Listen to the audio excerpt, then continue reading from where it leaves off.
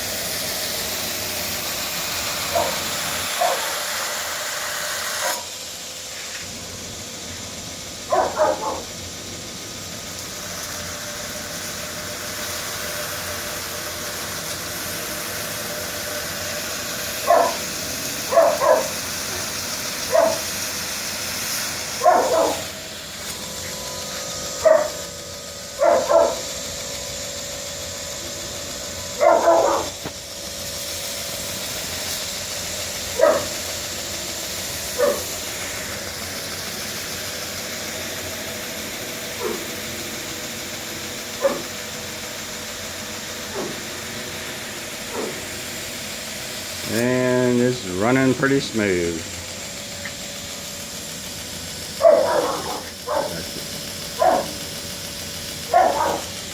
Thank you for watching.